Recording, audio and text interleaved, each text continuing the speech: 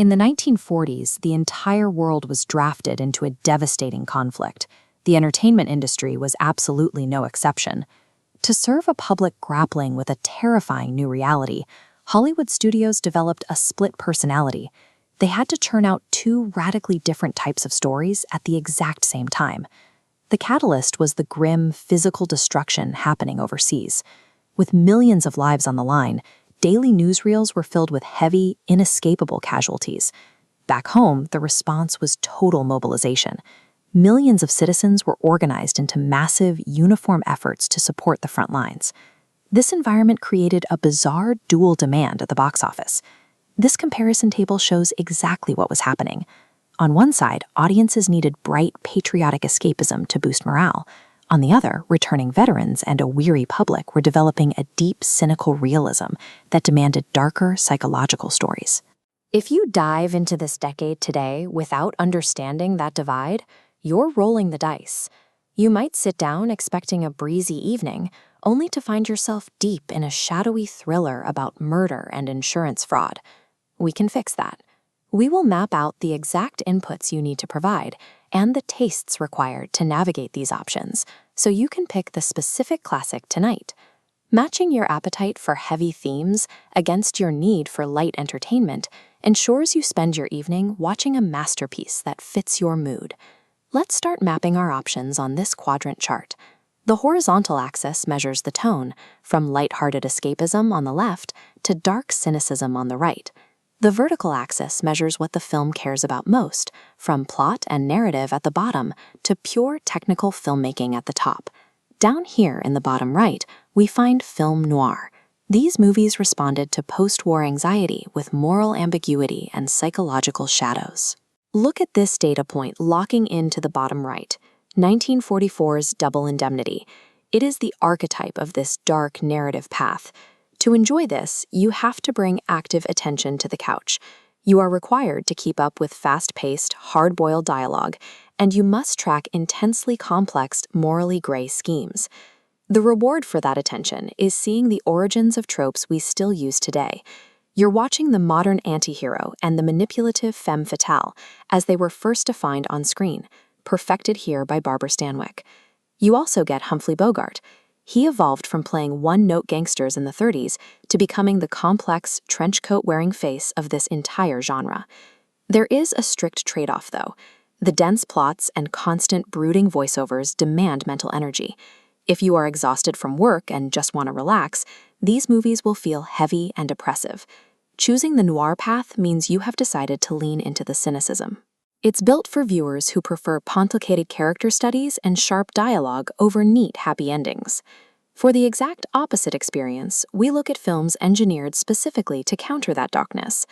Pulling the chart back up, we plot titles like Yankee Doodle Dandy and It's a Wonderful Life directly into the top left quadrant. This is the home of high narrative focus and bright, lighthearted tones. The input required from you here is a suspension of modern skepticism. You have to be willing to meet the movie on its own terms and embrace earnest, energetic sentimentality. Do that, and you get pure entertainment.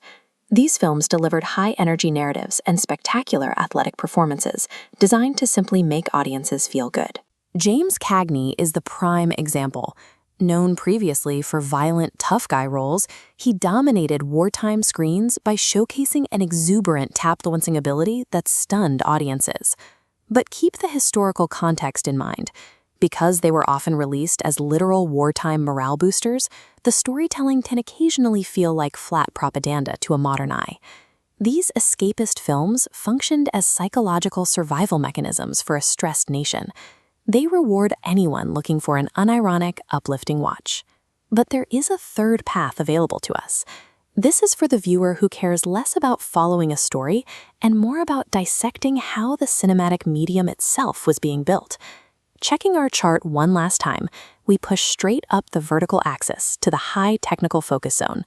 Here, we find films like Citizen Kane and Detour, where structural execution overrides the emotional tone.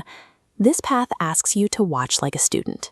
Instead of getting lost in a romantic plot, you need to actively study the visual composition, paying attention to shadows, to dramatic lighting, and camera angles.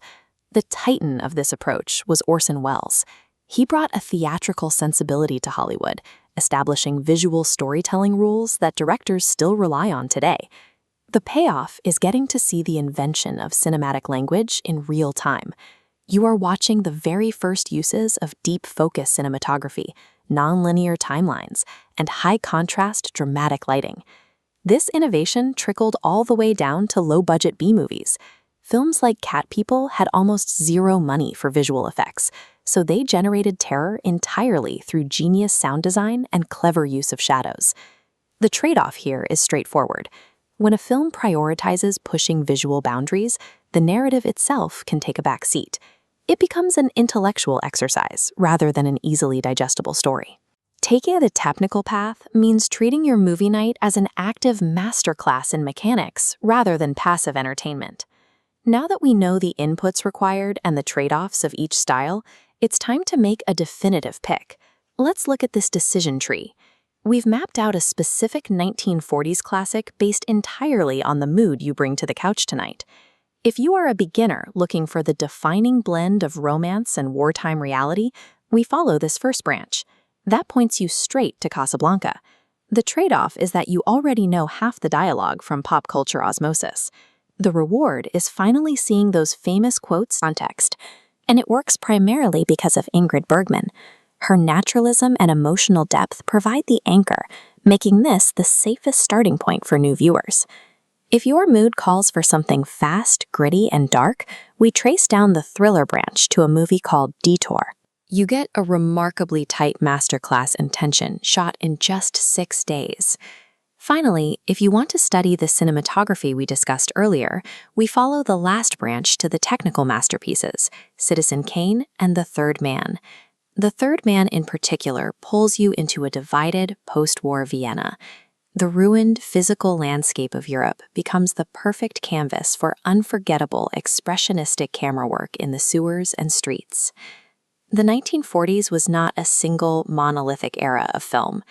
By assessing your own appetite for shadow or light before you press play, you strip away the friction and guarantee a cinematic experience that actually respects your time.